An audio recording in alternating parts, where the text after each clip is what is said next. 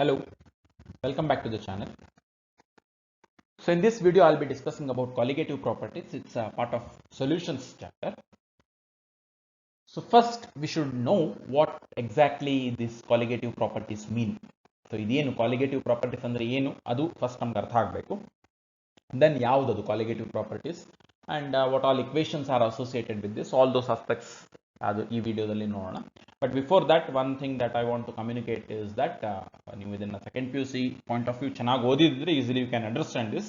Otherwise ನಾನು synopsis ಅಂತ ಹೇಳಿ ಎಲ್ಲ ಅಷ್ಟು ಪ್ರಾಪರ್ಟೀಸ್ ಅನ್ನು ಒಂದರಲ್ಲೇ ಕವರ್ ಮಾಡೋದ್ರಿಂದ it may become bit difficult to follow. So ಹಾಗಾಗಿ ನಿಮಗೆ second P U C related ಇದು ಕಂಟೆಂಟ್ಸ್ ಏನಿದೆ ಅದು ನಿಮ್ಗೆ ಅಷ್ಟು ಗೊತ್ತಿದ್ರೆ it's definitely better.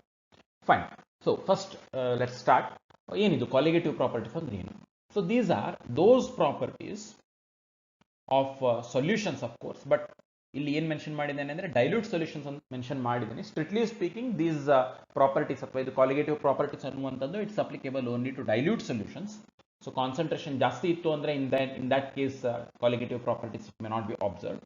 So these are properties of dilute solutions which depend only on the number of solute particles. This is very very important. ಈ property ಯಾವುದರ ಮೇಲೆ depend ಆಗುತ್ತೆ ಕೇಳಿದ್ರೆ it depends on number of solute particles. Solution ಅಲ್ಲಿ ಎಷ್ಟು solute particles ಇದೆ ಅದರ ಮೇಲೆ ಮಾತ್ರ ಡಿಪೆಂಡ್ ಆಗುತ್ತೆ. ಅಂಡ್ ಇನ್ಫ್ಯಾಕ್ಟ್ ಬೇಕಂದ್ರೆ ಅದನ್ನ ಮತ್ತೆ ಕಂಟಿನ್ಯೂ ಮಾಡಿ and not on the nature of particles ಅಂತಾನು ಹೇಳ್ಬಹುದು. ನಂಬರ್ ಆಫ್ ದ ಪಾರ್ಟಿಕಲ್ಸ್ ಮೇಲೆ ಡಿಪೆಂಡ್ ಆಗುತ್ತೆ. ಸೊಲ್ಯೂಟ್ ಪಾರ್ಟಿಕಲ್ಸ್ ಎಷ್ಟು ಇದೆ ಅನ್ನೋದ್ರ ಮೇಲೆ ಡಿಪೆಂಡ್ ಆಗುತ್ತೆ ಹೊರತು ಅದ್ರದ್ದು ನೇಚರ್ ಅದು ಯಾವುದು ಸೊಲ್ಯೂಟ್ ಪಾರ್ಟಿಕಲ್ಸ್ ಅನ್ನೋದ್ರ ಮೇಲೆ ಡಿಪೆಂಡ್ ಆಗೋದಿಲ್ಲ. So these kind of properties, they are called as colligative properties. And importantly, we have four colligative properties. We know this. Relative lowering of vapor pressure, that is first colligative property. Then we can have elevation in boiling point, depression in freezing point, and last one osmotic pressure. ಇವು ನಾಲ್ಕು important colligative properties ಅಂತ ಹೇಳಿ ತಗೊಳ್ತೇವೆ. Now we shall see one by one ಪ್ರತಿಯೊಂದು ಅದು ಏನು, ಅದರದ್ದು meaning ಏನು, ಯಾಕೆ ಆ ಪ್ರಾಪರ್ಟಿ ಅಬ್ಸರ್ವ್ ಆಗುತ್ತೆ, associated mathematical equations. These aspects. First, relative lowering of vapor pressure. Before we go to this relative lowering of vapor pressure, first we should understand what is the meaning of the term vapor pressure. Vapor pressure ಅಂದ್ರೆ ಏನು ಅದು ಅರ್ಥ ಆದ್ರೆ ಮಾತ್ರ then we can understand what is this relative lowering of vapor pressure.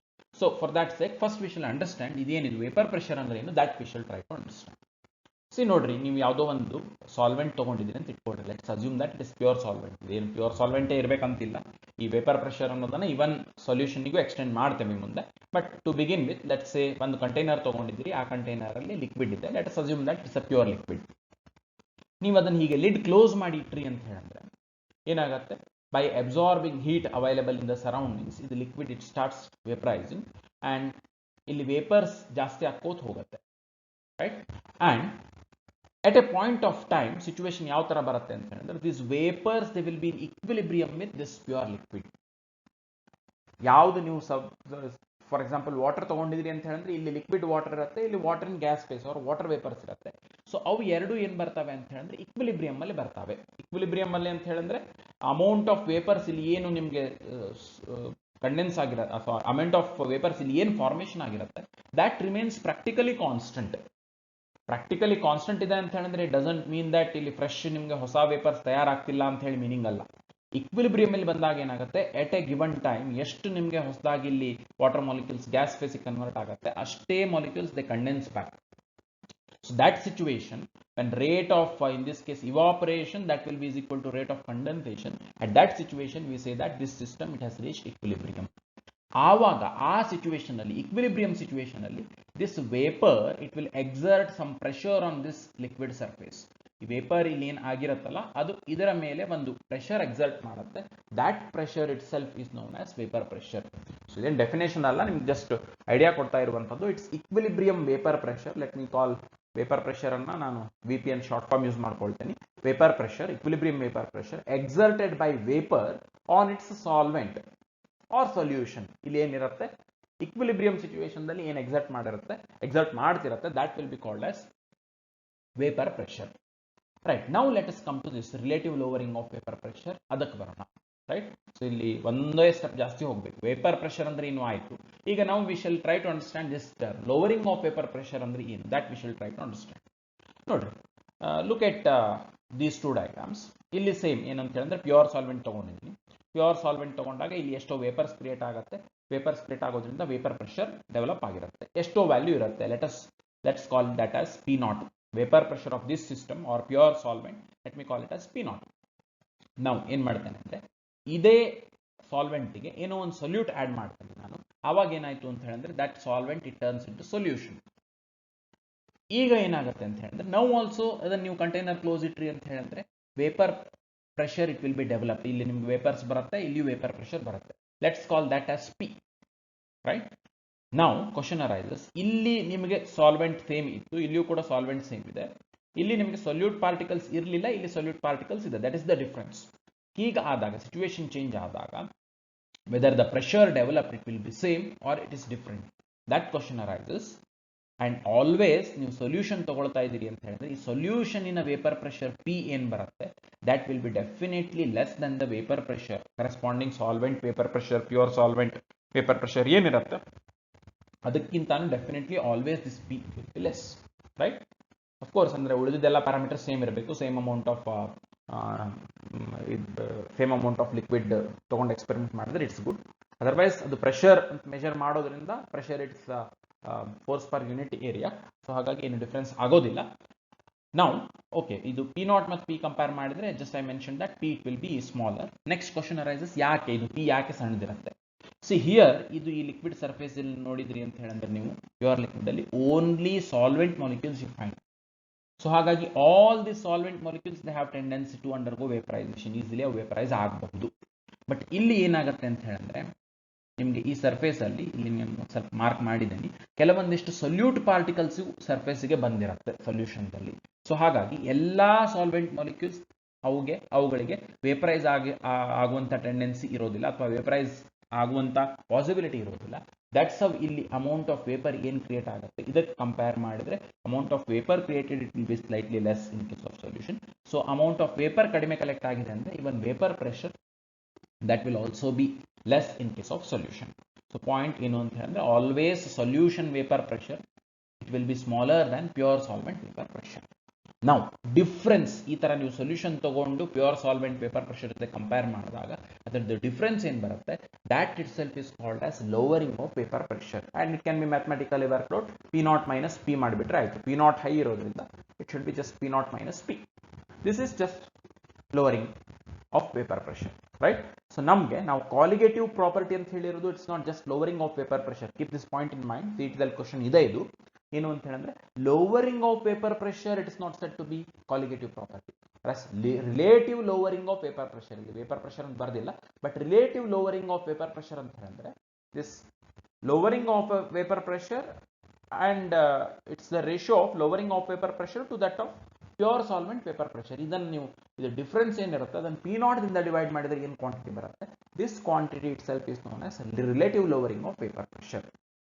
And now this relative lowering of vapor pressure it is said to be colligative property, which means that this relative lowering of vapor pressure it depends on the number of particles present. ಈ solution ಆಗಬೇಕಾದ್ರೆ ಇಲ್ಲಿ ಎಷ್ಟು solute particles ಇದೆ ಅನ್ನೋದ್ರ ಮೇಲೆ ಈ relative lowering of vapor pressure depend ಆಗುತ್ತೆ. So how? We shall see it here. See, this is the relative lowering of vapor pressure and in fact ಅದು ಒಂದು ರಾಲ್ಡ್ಸ್ ಲಾ ಅಂತಾನೆ ಹೇಳ್ತೇವೆ ಅಥವಾ ರಾಲ್ಡ್ಸ್ ಫಸ್ಟ್ ಲಾ ಅಂತಾನು ತಗೊಳ್ಬಹುದು ಅದನ್ನ. Relative lowering of vapour pressure that will be equal to mole fraction of solute. By definition straight away mathematically a relative lowering of vapor pressure that is said to be equal to, ನೋಡ್ರಿ difference ಇದೆ, ಮುಂದೆಲ್ಲ ನಿಮಗೆ proportional to ಅಂತ ಬರುತ್ತೆ, ಇಲ್ಲಿ proportional to ಅಲ್ಲ, relative lowering of vapour pressure ಮತ್ತೇನು proportionality constant ಇಲ್ಲ. Relative lowering of vapour pressure it is equal to mole fraction. Mole fraction ಅಂದ್ರೆ ನಿಮಗೆ ಡೆಫಿನೇಷನ್ ಗೊತ್ತಿರ್ತದೆ. So this N2 it represents number of solute moles of numbers of solute, ಎಷ್ಟು moles solute ಇದೆ ಅನ್ನುವಂಥದ್ದು. N1 plus N2 ಮಾಡಿದ್ರಿ ಅಂದ್ರೆ solute plus solvent ಎರಡರದ್ದು ಸೇರಿಸಿದ್ರೆ ಏನು ಮೋಲ್ ಆಗುತ್ತೆ, so that will be taken as this N1 plus N2 and ಇದು N2 divided by N1 plus N2 it is said to be mole fraction of solute ಅಂತ ಹೇಳ್ತೇವೆ, right? So ನಾವು always one point ಇದು ನೀವು ನೆನ್ಪಿಟ್ಕೊಳ್ಬೇಕು. Usually ನಾವು consider ಮಾಡುವಂಥದ್ದು binary solution. Binary solution ಅಂದ್ರೆ ಅದರಲ್ಲಿ ಎರಡೇ ಕಾಂಪೋನೆಂಟ್ ಇರುತ್ತೆ, ಒಂದು ಸೊಲ್ಯೂಟ್ ಒಂದು ಸಾಲ್ವೆಂಟ್. ಆವಾಗ ಯಾವುದು ಲಾರ್ಜ್ ಎಕ್ಸಸ್ ದಲ್ಲಿ ಇರುತ್ತೆ, ಲಾರ್ಜ್ ಎಕ್ಸಸ್ ದಲ್ಲಿ ಇರುವಂತದ್ದನ್ನ ಸಾಲ್ವೆಂಟ್ ಅಂತ ಕರಿತೇವೆ, ಅಂಡ್ ಆ ಲಾರ್ಜ್ ಎಕ್ಸಸ್ ದಲ್ಲಿ ಇರುವಂತದ್ದನ್ನ we make it as first component. So ಇಲ್ಲಿ ಮೋಲ್ ಫ್ರಾಕ್ಷನ್ ಆಫ್ ಸೊಲ್ಯೂಟ್ ಬೇಕಾಗಿರೋದ್ರಿಂದ it is N2 divided by N1 plus N2, right. So the N2 ಅನ್ನೋದು number of moles of solute. ಯಾವಾಗಲೂ binary ಸೊಲ್ಯೂಷನ್ಗೆ by convention ಇದೇ ತರ ಮಾಡ್ತೇವೆ. First component large excess ಅಲ್ಲಿ ಇರುವಂತದ್ದು ಸಾಲ್ವೆಂಟ್, ಸೊ ಅದನ್ನು ಫಸ್ಟ್ ಕಾಂಪೋನೆಂಟ್ ಮಾಡ್ತೇವೆ. ಸೆಕೆಂಡ್ ಕಾಂಪೋನೆಂಟ್ ಅನ್ನುವಂಥದ್ದು ನಮ್ಮ ಸೊಲ್ಯೂಟ್ ಅಂತ ತಗೊಳ್ತೇವೆ, right. Let's continue with this equation. C ಏನಾಗುತ್ತೆ ಅಂತಂದ್ರೆ ಡೈಲ್ಯೂಟ್ ಸೊಲ್ಯೂಷನ್ಸ್ ಬಗ್ಗೆ ಮಾತಾಡ್ತೇವೆ. It said that all this colligative properties they are applicable to dilute solutions. So ಹಾಗಾಗಿ ಇದು N1 moles and N2 moles compare ಮಾಡಿದ್ರೆ N1 it is solvent moles ಇರೋದ್ರಿಂದ that will be far greater than N2. Dilute solutions ಇರೋದ್ರಿಂದ solute moles ಬಹಳ ಕಡಿಮೆ ಇರುತ್ತೆ, solvent moles ಜಾಸ್ತಿ ಇರುತ್ತೆ. ಸೊ ಹಾಗಾಗಿ ಇಲ್ಲಿ ಡಿನಾಮಿನೇಟರ್ ದಲ್ಲಿ we can neglect N2, right. So ಇಲ್ಲಿ ಡಿನಾಮಿನೇಟರ್ ದಲ್ಲಿ ನೀವು N2 ಕನ್ಸಿಡರ್ ಮಾಡಿದ್ರು ಅದು ಜಸ್ಟ್ ಡಿಫರೆನ್ಸ್ ಬಹಳ ಆಗೋದಿಲ್ಲ, ಯಾಕಂದ್ರೆ N2 value it will be 2 less compare to N1.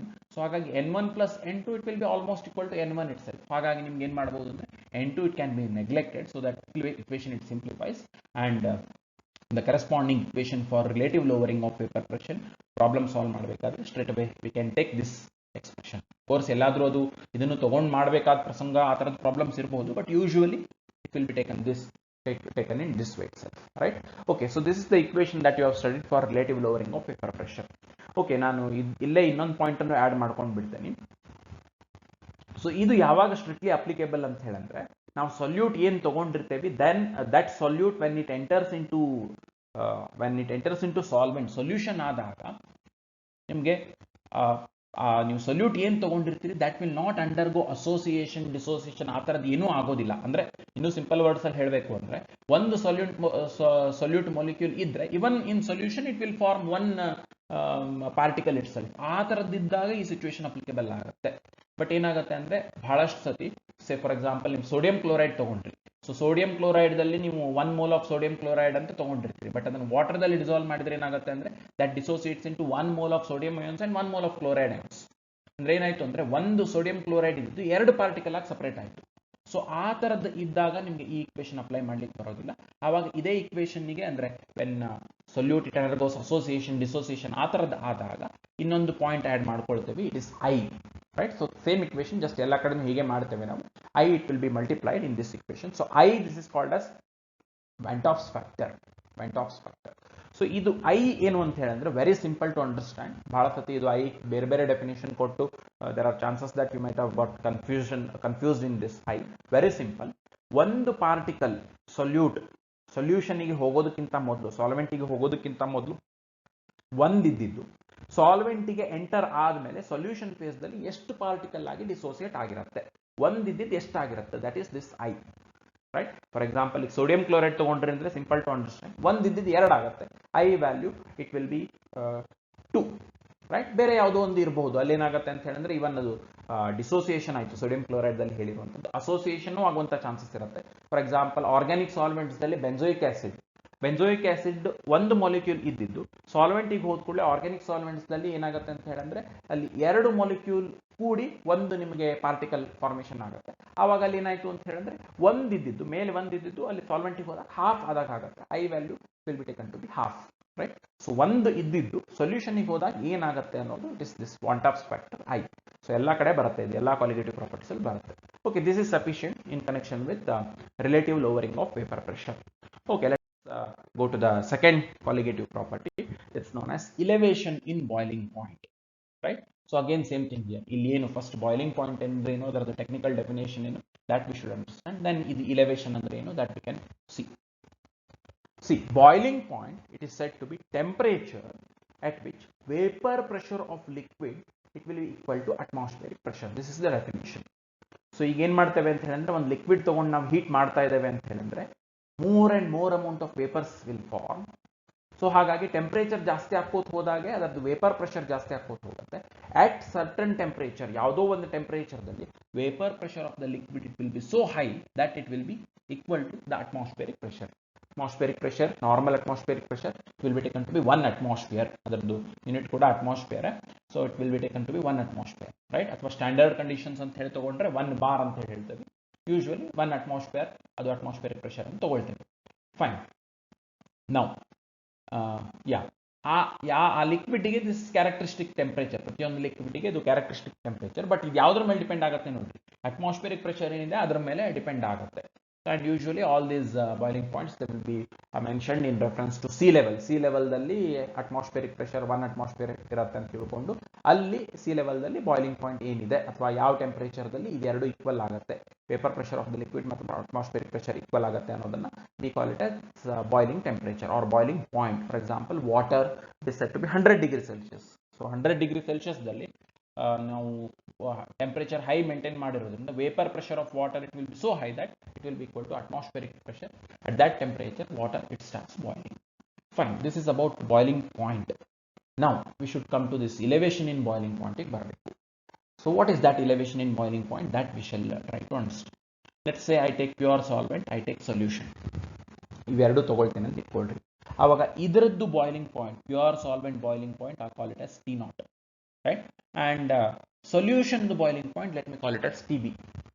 If we ಎರಡನ್ನು measure ಮಾಡಿ ನೋಡಿದ್ರೆ what we can find is that always this solution it will have little more boiling point than pure solvent. ಸುಮ್ಮನೆ example ಕೊಡೋದಿತ್ತು ಅಂದ್ರೆ water ತಗೊಂಡ್ರೆ water it should boil at 100 degrees Celsius at sea level.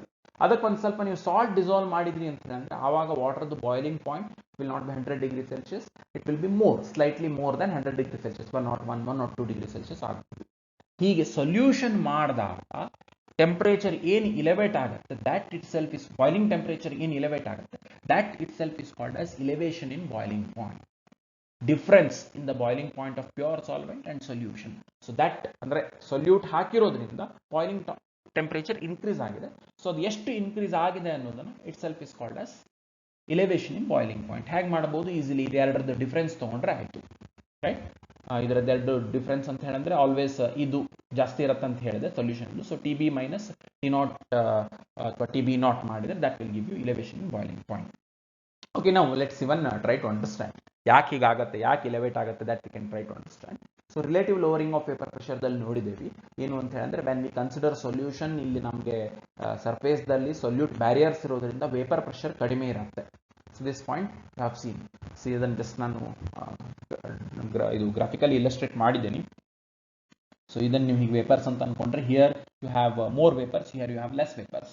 That means that here you have more vapour pressure, here you have less vapour pressure in case of solution. So ನಮಗೆ ಈಗ atmospheric pressure ಅನ್ನೋದು constant.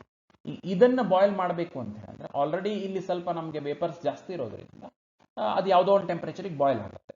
But ಇಲ್ಲಿ ನಮಗೆ boil ಮಾಡಬೇಕು ಅಂದ್ರೆ solution ಇರೋದ್ರಿಂದ ಸ್ವಲ್ಪ ಈಗಲೇ ವೇಪರ್ ಪ್ರೆಷರ್ ಇನಿಷಿಯಲ್ ಟೆಂಪರೇಚರ್ದಲ್ಲಿ ವೇಪರ್ ಪ್ರೆಷರ್ ಕಡಿಮೆ ಇರೋದ್ರಿಂದ ಸೊ ಹಿಯರ್ ನಮಗೆ ವೇಪರ್ ಪ್ರೆಷರ್ನ ಅಟ್ಮಾಸ್ಫಿಯರಿಕ್ ಪ್ರೆಷರಿಗೆ ಈಕ್ವಲ್ ಮಾಡಬೇಕು ಅಂದ್ರೆ ಇಲ್ಲಿ ಎಷ್ಟು ಬಾಯ್ಲ್ ಮಾಡಿದ್ದೇವೆ, ಯಾವ ಟೆಂಪರೇಚರ್ ತನಕ ತೊಗೊಂಡೋಗಿದ್ದೇವೆ ಅಷ್ಟೇ ಟೆಂಪರೇಚರ್ ತೊಗೊಂಡು ಹೋದರೆ ಸಾಕಾಗೋದಿಲ್ಲ. ಯಾಕಂದ್ರೆ ಇಲ್ಲಿ ಆಲ್ರೆಡಿ ಯಾವುದೇ ಟೆಂಪರೇಚರ್ದಲ್ಲಿ ತೊಗೊಂಡ್ರು ಇವು ಎರಡರದ್ದು ವೇಪರ್ ಪ್ರೆಷರ್ ತೊಗೊಂಡ್ರೆ ಇಲ್ಲಿ ವೇಪರ್ ಪ್ರೆಷರ್ ಕಡಿಮೆ ಬರೋದ್ರಿಂದ ಲಿಟ್ಲ್ ಇದನ್ನ ಎಲಿವೇಟೆಡ್ ಟೆಂಪರೇಚರ್ ಇನ್ನು ಸ್ವಲ್ಪ ಹೈ ಟೆಂಪರೇಚರ್ಗೆ ತೊಗೊಂಡು ಹೋದರೆ then it will be equal to atmospheric pressure. then it starts boiling.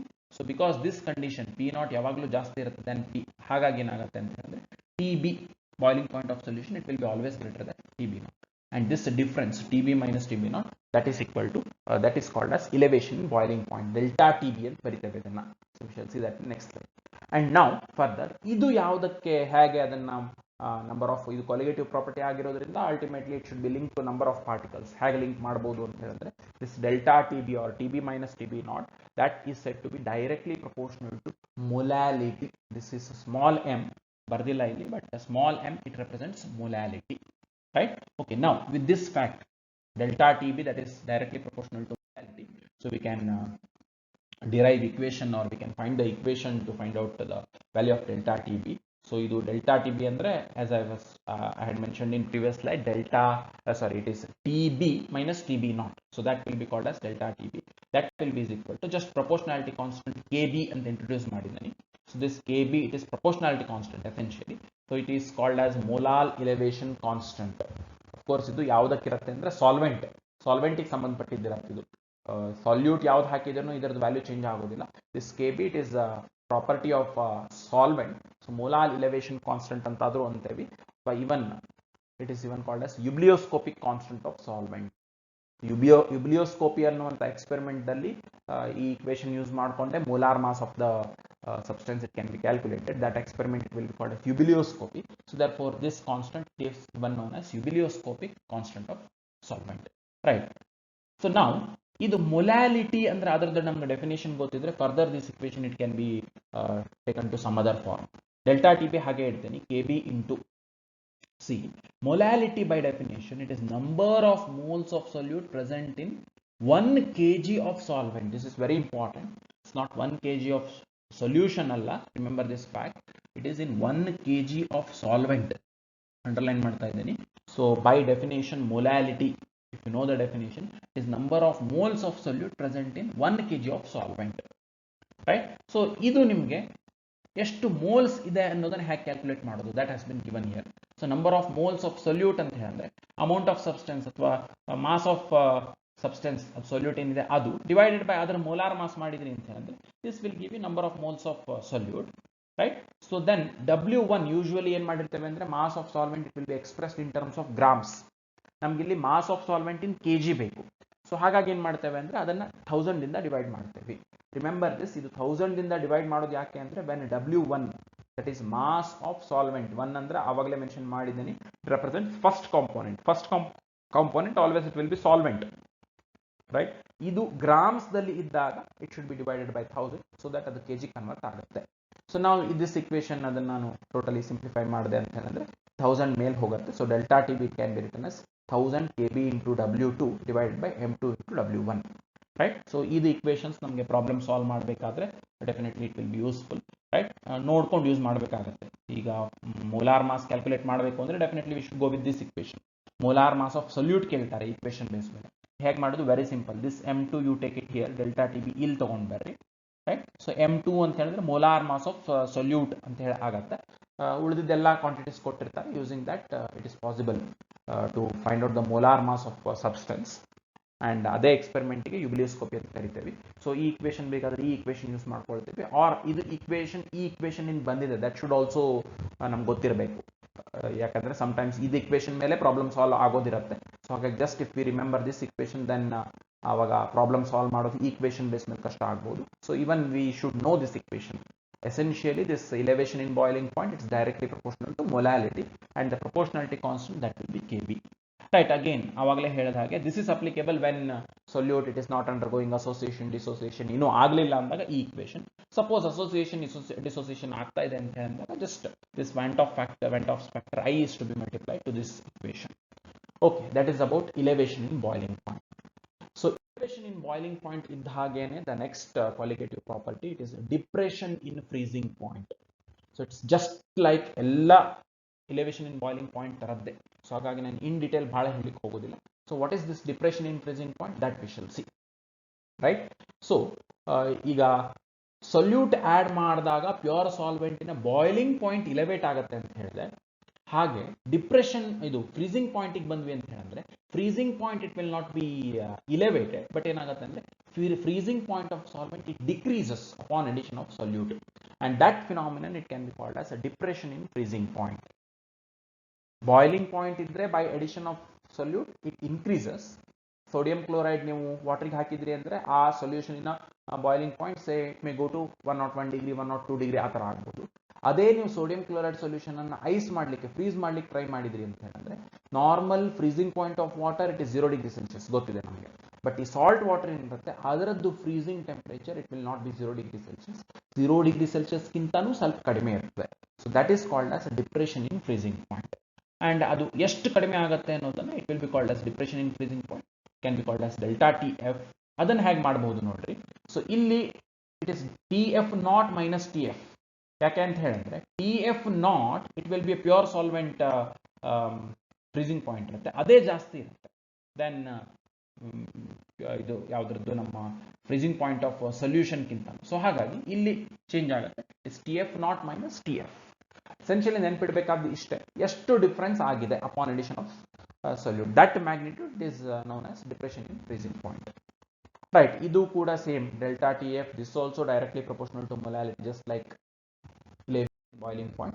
So ಹಾಗಾಗಿ even for this case we can write the equation delta TF is equal to KF into M ಅಂತ ಬರಿಬಹುದು. So again KF here it is proportionality constant. ಇಲ್ಲಿ ಅದನ್ನ ಏನಂತೇವೆ ಅಂದ್ರೆ molal depression, not molar, molal MOLAL, molal depression constant ಅಂತಂತೇವೆ. Otherwise it is even known as cryoscopic constant. ಯಾಕಂದ್ರೆ ಇದು property use ಮಾಡಿಕೊಂಡು ನಾವು molecular weight of the solute ಕಂಡುಹಿಡಿಯಲಿಕ್ಕೆ ಬರುತ್ತೆ. That experiment is called as cryoscopic. So therefore this value it is even known as cryoscopic constant KF. ಅದನ್ನು ನಾನು ಬರೆದಿಲ್ಲ ಇಲ್ಲಿ, but you can just note this cryoscopic constant or it is even depression, molar depression constant. Okay, ನಾವು ಅದೇ ತರ ಇಲ್ಲಿಯೂ ನಿಮ್ಗೆ equation ತೆಗಿಲಿಕ್ಕೆ ಬರುತ್ತೆ. ಎಲಿವೇಶನ್ ಇನ್ ಬಾಯ್ಲಿಂಗ್ ಪಾಯಿಂಟ್ ಅಲ್ಲಿ ಏನು ಮಾಡಿದ್ದೀನಿ, same thing can be done here. So equation what we get is this 1000 KF into W2 M2 into W1. Just illustate change. Proportionality constant KF ಆಯಿತು, and this delta TB it will be delta TF, right? So same phenomenon. Dissociation, association ಇದೆ ಅಂತ ಹೇಳಿದ್ರೆ that will be mentioned, problem ದಲ್ಲಿ mention ಮಾಡಿರ್ತಾರೆ. So solute ionic solute ಇತ್ತು ಅಂತ ಹೇಳಿದ್ರೆ usually it will undergo association dissociation ಆಗ್ತಿರ್ತದೆ, right? ಅದು ಸಿಚುವೇಶನ್ ನೋಡಿಕೊಂಡು ಇದು ಐ ವ್ಯಾಲ್ಯೂ ತಗೊಳ್ಬೇಕೋ ಬೇಡವೋ ಅನ್ನೋದನ್ನ ಡಿಸೈಡ್ ಮಾಡಬೇಕು. ಇವನ್ ಇನ್ ಜನರಲ್ ಇದು ಎಲ್ಲ ಕಡೆ ಇದೇ ಇಕ್ವೇಶನ್ ತಗೊಳ್ಬಹುದು. ಅಸೋಸಿಯೇಷನ್ ಡಿಸೋಸಿಯೇಷನ್ ಆಗ್ತಾ ಇಲ್ಲ ಅಂದ್ರೆ i value substitute to be 1. So ಅವಾಗ as good as it is taking this equation itself. So ಹಾಗಾಗಿ ಐ ಎಲ್ಲ ಕಡೆ ಇದೆ ಅಂತ ತಿಳ್ಕೊಂಡು ಅದು ಎಲ್ಲಿ ನಮಗೆ ಐ ಇರ್ರಿಲೆವೆಂಟ್ ಇರುತ್ತೆ ಅಲ್ಲಿ ಅದರದ್ದು ವ್ಯಾಲ್ಯೂ 1 ಹಾಕೊಂಡು can solve the problems. Fine, this is depression in freezing point. Again ಇದು ಇಲ್ಲಿ ಇಕ್ವೇಶನ್ ನೆನಪಿಡಬೇಕಾದ್ದು, ಇವೆರಡು ಇಕ್ವೇಶನ್ಸ್ ನಮ್ಗೆ ನೆನಪಿಡಲೇಬೇಕು. Just like elevation in boiling point ಅಲ್ಲಿ ಹಾಗೆ ಇದು ಒಂದು ಇಕ್ವೇಶನ್ ಅಂಡ್ ಇವು ಇಕ್ವೇಶನ್ಸ್ ಇಂಪಾರ್ಟೆಂಟ್ ಅನ್ನೋ. Just like that, here also these two equations they are important. Last colligative property, it's known as osmotic pressure. First, now we shall see here what is this osmotic pressure. And ಇಲ್ಲಿ ನೋಡ್ರಿ, osmotic pressure ಅನ್ನೇ ಒಂದು colligative property ಅಂತ ಅಂದೇವಿ. ಅದೇನು osmotic pressure ದಲ್ಲಿ increase ಆಗುತ್ತೆ decrease ಆಗುತ್ತೆ ಆ ಥರದ್ದೇನು ಹೇಳಿಲ್ಲ. ಸೊ osmotic pressure ಅನ್ನುವಂಥದ್ದೇ ಒಂದು colligative property ಅದು. ಸೊ osmotic pressure ಅನ್ನೋದು ಆ value it depends on the number of solute particles present in the solutions. Therefore, osmotic pressure itself is colligative property. So, what is this osmotic pressure? You can understand it easily from this diagram. Let's say, ಒಂದು ಈ container ತಗೊಂಡಿದ್ದೀನಿ, ಒಂದು section ಅಲ್ಲಿ ಒಂದು part ಅಲ್ಲಿ solvent ಇದೆ, ಇನ್ನೊಂದರಲ್ಲಿ ಅದೇ ಸಾಲ್ವೆಂಟ್ಗೆ ಏನೋ ಒಂದು ಸೊಲ್ಯೂಟ್ ಹಾಕಿ ಸೊಲ್ಯೂಷನ್ ಮಾಡಿದ್ದೀನಿ ಅಂತ ಇಟ್ಕೊಳ್ರಿ. And these two, solvent as well as solution, they are separated by something called as semi-permeable membrane. Semi-permeable membrane ಅಂದ್ರೆ it is a membrane which can allow only small solvent molecules to pass through it. ಅದರಲ್ಲಿ force ಅದು ಒಂದು membrane, ಆ membrane ಅಲ್ಲಿ force ಬಹಳ ಸಣ್ಣದಿರುತ್ತೆ, ಹಾಗಾಗಿ solute particles ದೊಡ್ಡದಿರ್ತದೆ usually, that will not pass through that. But ಈ ಸಾಲ್ವೆಂಟ್ ಮಾಲಿಕ್ಯೂಲ್ಸ್ ಸಣ್ಣವು ಇರ್ತವೆ, ಅವು ಈಸಿಲಿ ಏನಾಗ್ತವೆ ಅಂತ ಹೇಳಿದ್ರೆ ಇದ್ರದ್ದು ಪಾಸ್ ಆಗ್ತವೆ. Such a membrane it is called a semipermeable membrane. ನಾವು ಈಗ ಇವೆರಡನ್ನು ನೀವು ಸಪರೇಟ್ ಇಟ್ರಿ ಅಂತ ಹೇಳಿದ್ರೆ ಒಂದು ಫಿನಾಮಿನನ್ ರೆಡಿಲಿ ಆಟೋಮ್ಯಾಟಿಕಲಿ ನಡೆಯುತ್ತೆ. ಏನು ಅಂತ ಹೇಳಿದ್ರೆ solvent molecules they start moving from this pure solvent compartment to solution compartment. ನೋಡ್ಕೊಡ್ರಿ ಎಲ್ಲಿಂದ ಎಲ್ಲಿಗೆ ಮೂವ್ ಆಗ್ತದೆ ನೋಡ್ಕೊಡ್ರಿ. ಪ್ಯೂರ್ ಸಾಲ್ವೆಂಟ್ ಕಾಂಪೋನೆಂಟ್ ಇಂದ ಅವೇನಾಗುತ್ತೆ ಅಂತ ಹೇಳಿದ್ರೆ ಸೊಲ್ಯೂಷನ್ ಕಡೆಗೆ ಮೂವ್ ಆಗ್ಲಿಕ್ಕೆ ಸ್ಟಾರ್ಟ್ ಆಗುತ್ತೆ, ರೈಟ್? ಸೊ ನಾವು ಇಲ್ಲಿ ಒಂದು ಈ ತರದ ಒಂದು ಸೆಟಪ್ ಇದೆ ಅಂತ ಹೇಳಿ ಇಟ್ಕೊಳ್ರಿ. ಇಲ್ಲಿಂದ ಸಾಲ್ವೆಂಟ್ ಪಾರ್ಟಿಕಲ್ ಬರೋದನ್ನ ನಿಲ್ಲಿಸಬೇಕು ಅಂತ ಹೇಳಿದ್ರೆ ಏನ್ ಮಾಡಬೇಕು ಅಂತ ಹೇಳಿದ್ರೆ ಇಲ್ಲಿ ಸ್ವಲ್ಪ ಪ್ರೆಷರ್ ಜಾಸ್ತಿ ಮಾಡಬೇಕು, ರೈಟ್? ಸೊ ಇಲ್ಲಿ ಪ್ರೆಷರ್ ಜಾಸ್ತಿ ಮಾಡ್ಕೋತ ಹೋದಾಗ ಏನಾಗುತ್ತೆ ಅಂತ ಹೇಳಿದ್ರೆ ಯು ಕ್ಯಾನ್ ಸ್ಲೋಲಿ ಅದನ್ನ ಪ್ರೆಷರ್ ಇನ್ಕ್ರೀಸ್ ಮಾಡ್ಕೋತ ಹೋದ ಹಾಗೆ at a particular pressure this phenomenon of osmosis it stops. ಇಲ್ಲಿಂದ solvent molecules, new solvent molecules ಆ ಪರ್ಮಿಯಬಲ್ ಮೆಂಬ್ರೇನ್ ಅನ್ನು ದಾಟಿ, ಸೆಮಿ ಪರ್ಮಿಯಬಲ್ ಮೆಂಬ್ರೇನ್ ದಾಟಿ ಈ ಕಡೆ ಬರುವಂತಹ ಫಿನಾಮಿನನ್ ನಿಲ್ತದೆ. ಆವಾಗ ನಾವು ಏನ್ ಪ್ರೆಷರ್ ಹಾಕಿರ್ತೇವೆ mathematically that pressure it is called as osmotic pressure. And this phenomenon ಏನು ಅಂತ ಹೇಳಿದ್ರೆ ಸಾಲ್ವೆಂಟ್ ಪಾರ್ಟಿಕಲ್ಸ್ ಕಡೆಯಿಂದ ಅಥವಾ ಸಾಲ್ವೆಂಟ್ ಪಾರ್ಟಿಕಲ್ಸ್ ಎಲ್ಲಿ ಜಾಸ್ತಿ ಇದೆ ಈ ತರ ಹೇಳ್ಬೋದು ಅದನ್ನ. ಸಾಲ್ವೆಂಟ್ ಪಾರ್ಟಿಕಲ್ಸ್ ಎಲ್ಲಿ ಜಾಸ್ತಿ ಇದೆ ಅಲ್ಲಿಂದ ಸಾಲ್ವೆಂಟ್ ಪಾರ್ಟಿಕಲ್ಸ್ ಎಲ್ಲಿ ಕಡಿಮೆ ಇರ್ತದೆ ಆ ಕಡೆಗೆ ಸಾಲ್ವೆಂಟ್ ಪಾರ್ಟಿಕಲ್ಸ್ ಮೂವ್ ಆಗುತ್ತೆ. That phenomenon it can be called as osmosis, right? So ಈಗ ಸೊಲ್ಯೂಷನ್ ಇದ್ದಾಗ ಅದು ಡಿಫ್ರೆನ್ಸ್ ಇನ್ ಕಾನ್ಸಂಟ್ರೇಷನ್ ಇರೋದ್ರಿಂದ ಏನಾಗುತ್ತೆ, ಒಂದು ಪ್ರೆಷರ್ ಇರುತ್ತೆ ಆನ್ ಈ ಸಾಲ್ವೆಂಟ್ ಮೇಲೆ, ಸಾಲ್ವೆಂಟ್ ಅಲ್ಲ ಇದು ಈ ಸೊಲ್ಯೂಷನ್ ಮೇಲೆ. So because of that pressure solvent molecules ಈ ಕಡೆ ಮೂವ್ ಆಗ್ತಿರ್ತದೆ ಅಂತ ಅನ್ಕೊಂಡ್ರೆ that pressure it can be called as osmotic pressure. So ಇಲ್ಲಿ ನಮಗೆ ಆಸ್ಮಾಟಿಕ್ ಪ್ರೆಷರ್ ಡೆಫಿನೇಷನ್ಗಿಂತನೂ ಅದರದ್ದು ಮೀನಿಂಗ್ ತಿಳ್ಕೊಳ್ಳುವಂಥದ್ದು ಇಂಪಾರ್ಟೆಂಟ್ ಆಗ್ತದೆ. ಅಂಡ್ ಅದನ್ನ ಮೆಜರ್ ಮಾಡೋದು ಹೇಗೆ ಅಂತ ಹೇಳಿದ್ರೆ ಹೀಗೆ ಒಂದು ರಿವರ್ಸ್ ಡೈರೆಕ್ಷನ್ ಅಲ್ಲಿ ಪ್ರೆಷರ್ ಹಾಕಿದಾಗ, ಯಾವುದೋ ಒಂದು ಪ್ರೆಷರ್ ಹಾಕಿದಾಗ ಇದು ನ್ಯಾಚುರಲ್ ಮೂಮೆಂಟ್ ನಿಲ್ಲತ್ತೆ. So that pressure it is called as osmotic pressure of this solution ಅಂತ ಕರಿತೀವಿ, right? And further definitely you have studied this also, that ಏನು ಅಂತ ಹೇಳಿದ್ರೆ ಆ ಪಾಯಿಂಟ್ ದಾಟಿದ ಮೇಲೂ ನೀವು ಪ್ರೆಷರ್ ಇನ್ಕ್ರೀಸ್ ಮಾಡಿದ್ರಿ ಅಂತ ಹೇಳಿದ್ರೆ in reverse direction osmosis starts. Naturally osmosis direction ಈ ಕಡೆಯಿಂದ ಈ ಕಡೆ ಬರುವಂಥದ್ದು. ಪ್ಯೂರ್ ಸಾಲ್ವೆಂಟ್ ಎಲ್ಲಿ ಜಾಸ್ತಿ ಇದೆ ಅಲ್ಲಿಂದ ಸೊಲ್ಯೂಷನ್ ಕಡೆಗೆ ಮೂವ್ ಆಗುವಂಥದ್ದು, that is natural direction of osmosis. But ಇಲ್ಲಿ ನಾವು ಪ್ರೆಷರ್ ಹಾಕಿದ್ವಿ ಅಂತ ಹೇಳಿದ್ರೆ forcefully we are forcing solvent molecules which are present in solution to go to this compartment. That phenomenon, it is also known as reverse osmosis. Fine. Now this is osmotic pressure. Osmotic pressure, it's also colligative property, right? So adanna ಹೇಗೆ measure ಮಾಡ್ತೇವೆ, ಅದನ್ನ equation very easy to remember ಅಂತದೇನು ಕಷ್ಟ ಇಲ್ಲ. So ಇದು equation ಗೊತ್ತಿರುತ್ತೆ. PV is equal to nRT. It's equation of state for ideal gas ಅಂತ ತಗೊಂಡಿರ್ತೇವೆ, ಕಲ್ತಿರ್ತೇವೆ. So ಈ equation ದಲ್ಲಿ ಜಸ್ಟ್ P ಇದ್ದ ಜಾಗದಲ್ಲಿ ಆಸ್ಮಾಟಿಕ್ ಪ್ರೆಷರ್ ಅಂತ ರಿಪ್ಲೇಸ್ ಮಾಡಿದ್ರೆ ಅದಕ್ಕೆ ಆಸ್ಮಾಟಿಕ್ ಪ್ರೆಷರ್ ರಿಲೇಟೆಡ್ ಇಕ್ವೇಷನ್ಸ್ ಅನ್ನು ಈಸಿಲಿ ನಮ್ಗೆ ತಗೊಳ್ಳಿಕ್ಕೆ ಬರುತ್ತೆ. ನಾವು ಪೈ ಅಷ್ಟೇ ಇಡ್ತೇನೆ ಅಂತ ಹೇಳಿದ್ರೆ ವಿ ಕಡೆ ತಂದು ಡಿವೈಡ್ ಮಾಡ್ತೀನಿ, ಎನ್ ಅಪಾನ್ ವಿ ಆಗತ್ತೆ, ಇದು ಇಂಟು ಆರ್ ಟಿ ಅಂತ ಆಗುತ್ತೆ. N upon V that is nothing but concentration in molarity. Remember, ಇಲ್ಲಿ ಆಸ್ಮಾಟಿಕ್ ಪ್ರೆಷರ್ ಕೇಸ್ದಲ್ಲಿ ಕಾನ್ಸಂಟ್ರೇಷನ್ ಯೂಸ್ ಮಾಡ್ತಿರೋದು molarity, not molality. Elevation in boiling point, depression in freezing point, ಅವೆರಡು ಕಡೆ ನಾವು ಯೂಸ್ ಮಾಡಿದಂತಹ concentration term it was molality, whereas here it is molarity, which is nothing but number of moles of solute present in 1 liter of the solution.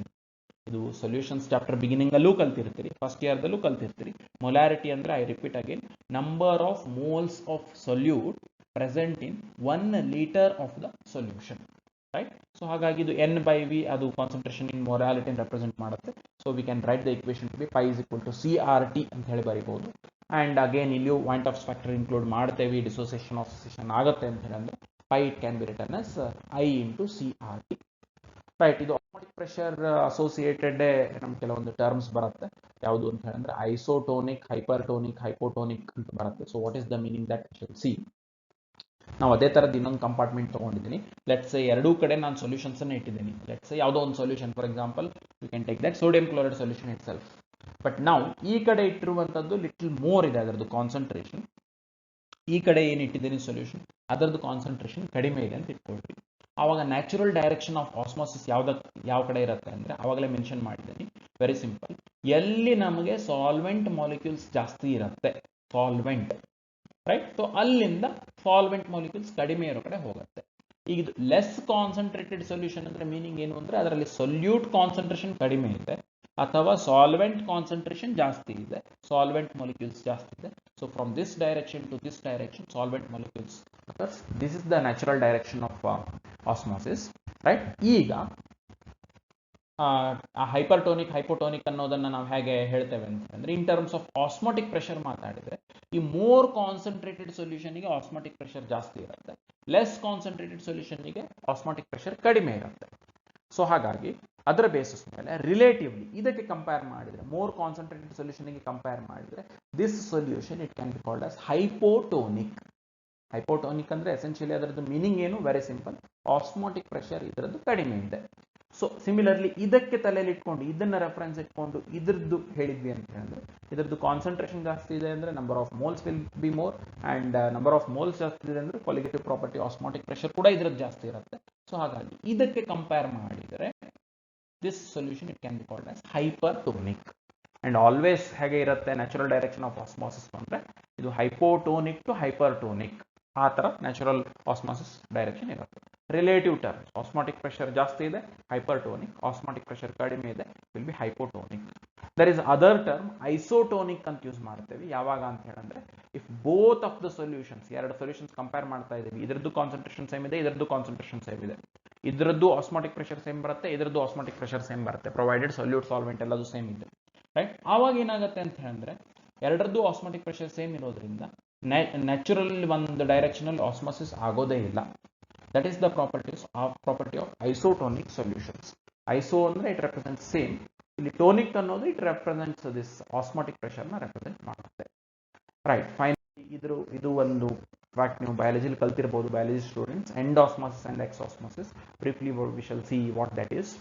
So ಇದು mainly ಬಯಾಲಜಿಲಿ ಯಾಕೆ ಬರುತ್ತೆ ಅಂದ್ರೆ, cells ದಲ್ಲಿ ಈ ತರ ಆಗುವಂತ ಚಾನ್ಸಸ್ ಜಾಸ್ತಿ ಇರುತ್ತೆ. So in cells, biological cells, inward flow of water ಆಯ್ತು ಅಂತ ಹೇಳಿದ್ರೆ, ಅಂದ್ರೆ ಸೆಲ್ ಒಳಗೆ ವಾಟರ್ ಹೋಗ್ತಾ ಇದೆ ಅಂತ ಹೇಳಿದ್ರೆ, that phenomenon it is called as end osmosis. End ಅಂದ್ರೆ ಒಳಗೆ, ರೈಟ್? ಅಂಡ್ ಇದು ಇಲ್ಲಿ ಯಾವುದಕ್ಕೆ ರೆಫರೆನ್ಸ್ ಅಂದ್ರೆ, it is flow of water. Then next ಅದಕ್ಕೆ ಒಂದು ಎಕ್ಸಾಂಪಲ್ ಯಾವುದು ಅಂತ ಹೇಳಿದ್ರೆ, ವಿ ಟೇಕ್ ಡ್ರೈ ಗ್ರೇಪ್ಸ್. ಅದನ್ನು ನಾವು ವಾಟರ್ದಲ್ಲಿ ಹಾಕಿಟ್ವಿ ಅಂತ ಹೇಳಂದ್ರೆ ಏನಾಗುತ್ತೆ, ಆ ಡ್ರೈ ಗ್ರೇಪ್ಸ್ ಒಳಗೆ ಕಾನ್ಸಂಟ್ರೇಷನ್ ಏನಿರುತ್ತೆ ಅಂತ ಹೇಳಂದ್ರೆ, ಅದು ಡ್ರೈ ಗ್ರೇಪ್ ಅನ್ನೋದನ್ನ ಬೇಕಾದ್ರೆ ಒಂದು ಸೆಲ್ ಅಂತ ಇಮ್ಯಾಜಿನ್ ಮಾಡಿಕೊಂಡ್ರೆ, ಬಯಾಲಜಿ ಸೆಲ್ಸ್ ಕನೆಕ್ಷನ್ದಲ್ಲಿ ಹೇಳೋದಿತ್ತು ಅಂತ ಹೇಳಿದ್ರೆ, ಅದರ್ವೈಸ್ ಇನ್ ಜನರಲ್ಲೂ ಅದನ್ನ ಎಕ್ಸಾಂಪಲ್ ತಗೊಳ್ಬಹುದು.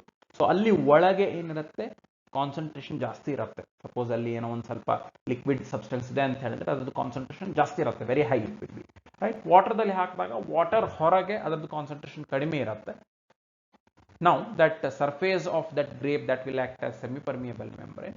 ಸೊ ಏನಾಗುತ್ತೆ ಅಂತ ಹೇಳಿದ್ರೆ, ಸಾಲ್ವೆಂಟ್ ಎಲ್ಲಿ ಜಾಸ್ತಿ ಇದೆ ಅಲ್ಲಿಂದ ಸಾಲ್ವೆಂಟ್ ಕಡಿಮೆ ಇರೋ ಕಡೆಗೆ ಹೋಗುತ್ತೆ. ಸೊ ಹೊರಗಿಂದ ವಾಟರ್ ಆ ದ್ರಾಕ್ಷಿ ಒಳಗೆ ಎಂಟರ್ ಆಗುತ್ತೆ, ಗ್ರೇಪ್ ಒಳಗೆ ಎಂಟರ್ ಆಗುತ್ತೆ. This phenomenon it can be referred to endosmosis, right. Similarly there is one more, ಇದರ reverse phenomenon which is known as exosmosis. Exactly reverse. Say ಅದಕ್ಕೆ ನಾವು ಎಕ್ಸಾಂಪಲ್ ತಗೊಂಡು ತಿಳ್ಕೊಳ್ಳುವಂಥದ್ದು ಅಗೇನ್ ಈಸಿ. ಒಂದು natural grape ತಗೊಂಡಿದ್ದೀರಿ, normal grape ಇದೆ. So that is kept in sugar solution ನಲ್ಲಿ ಹಾಕಿದ್ರಿ ಅಂತ ಹೇಳಿದ್ರೆ, ಆಫ್ಟರ್ ಸಮ್ ಟೈಮ್ ಏನಾಗುತ್ತೆ ಅಂತ ಹೇಳಿದ್ರೆ ದಟ್ ಶ್ರಿಂಕ್ಸ್, ಸಣ್ಣದಾಗ್ಬಿಡುತ್ತೆ ಗ್ರೇಪ್. ಇಲ್ಲಿ ಯಾಕೆ ಹೀಗಾಗುತ್ತೆ ಅಂದ್ರೆ, ಹೊರಗೆ ಶುಗರ್ ಸಿರಪ್ ಏನಿದೆ, ಶುಗರ್ ಸೊಲ್ಯೂಷನ್ ಏನಿದೆ, ಅಲ್ಲಿ ನಿಮಗೆ ಹೈ ಕಾನ್ಸಂಟ್ರೇಷನ್ ಇದೆ. ಹೈ ಕಾನ್ಸಂಟ್ರೇಷನ್ ಇದೆ ಅಂತ ಹೇಳಿದ್ರೆ ಇನ್ ಶುಗರ್ ಸೊಲ್ಯೂಷನ್ ನಿಮಗೆ ಸಾಲ್ವೆಂಟ್ ಅಥವಾ ವಾಟರ್ ಕಂಟೆಂಟ್ ಕಡಿಮೆ ಇದೆ. ವೆರಸ್ ಒಳಗೆ ನೀವು ಗ್ರೇಪ್ ಒಳಗೆ ತಗೊಂಡ್ರಿ ಅಂತ ಹೇಳಿದ್ರೆ ಅಲ್ಲೇ ನಿಮ್ಗೆ ಏನಾಗಿದೆ, ನಾವು it is concentration it is less compared to out. So ಹಾಗಾಗಿ ವಾಟರ್ ಮಾಲಿಕ್ಯೂಲ್ಸ್ ಒಳಗಿಂದ, ಗ್ರೇಪ್ ಒಳಗಿಂದ ಹೊರಗೆ ಬರುತ್ತೆ. So it's exosmosis, right. So ಇದು ನಿಮ್ಗೆಲ್ಲಾದ್ರೂ ಯೂಸ್ ಆಗಬಹುದು. So it's there in connection with osmotic pressure. ಹಾಗಾಗಿ ಇದು endosmosis, exosmosis and osmosis and isotonic, hypotonic ಅವು ಟರ್ಮ್ಸ್ ಅನ್ನು ಹೇಳಿದ್ದೀನಿ. So hope has given a clear idea on colligative properties and their mathematical equations. So I stop this video. ಇಲ್ಲಿ ನಾನು questions ತಗೊಳ್ಳೋದಿಲ್ಲ, otherwise the video length ಜಾಸ್ತಿ ಆಗ್ತಾ ಹೋಗುತ್ತೆ. In the next video we'll see some questions, previous appeared case 80 questions from this chapter, like we shall see. So hope this video you have liked. If you have liked, you can give like, you can share this video with your friends, and if you are not subscribed, please subscribe to the channel. Press bell icon for fresh notifications. ಹೊಸ videos notification immediately ಬೇಕಂದ್ರೆ you can press the bell icon. Thank you for watching this video. Thank you again.